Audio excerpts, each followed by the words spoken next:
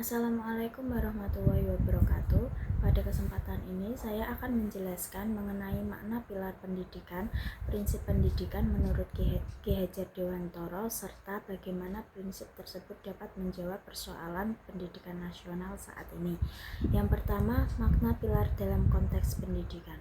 Pilar dalam konteks pendidikan dapat diartikan sebagai dasar, fondasi, atau tiang penyangga yang memperkuat dan menjaga keberlangsungan sistem pendidikan. Seperti halnya sebuah bangunan yang membutuhkan pilar agar kokoh.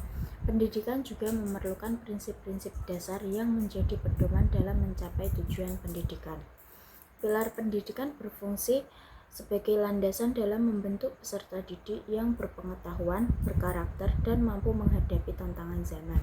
Tanpa pilar yang kuat, proses pendidikan akan kehilangan arah dan sulit menghasilkan sumber daya manusia yang berkualitas.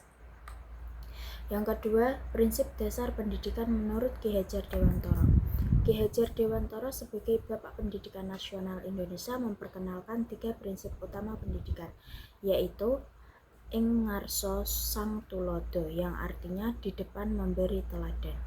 Guru atau pendidik harus menjadi contoh yang baik bagi peserta didik, baik dalam sikap, perilaku, maupun tindakan.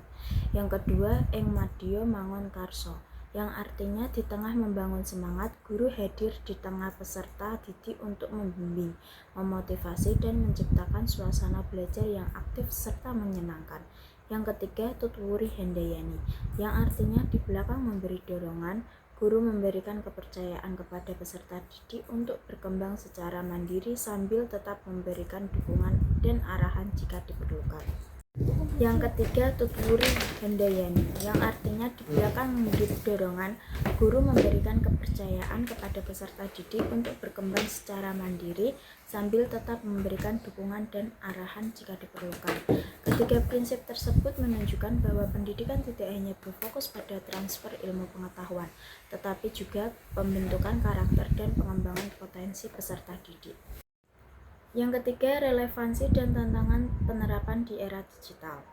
Prinsip Ki Hajar Dewantara masih sangat relevan diterapkan pada era digital saat ini.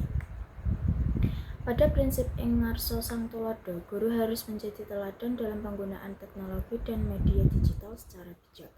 Guru perlu menunjukkan etika berinternet, penggunaan media sosial yang positif, serta kemampuan menyaring informasi yang benar.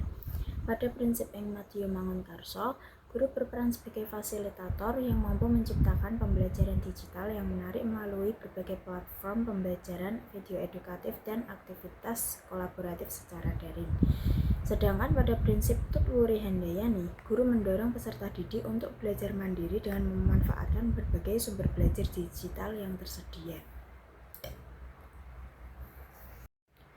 Namun terdapat beberapa tantangan dalam penerapannya. Yang pertama, masih adanya kesenjangan akses teknologi dan internet. Yang kedua, rendahnya literasi digital pada sebagian peserta didik maupun pendidik. Yang ketiga, meningkatnya risiko penyebaran informasi palsu atau hoaks. Yang keempat, menurunnya interaksi sosial secara langsung akibat penggunaan teknologi yang berlebihan. Yang kelima, tantangan dalam pembentukan karakter peserta didik di tengah derasnya arus informasi digital.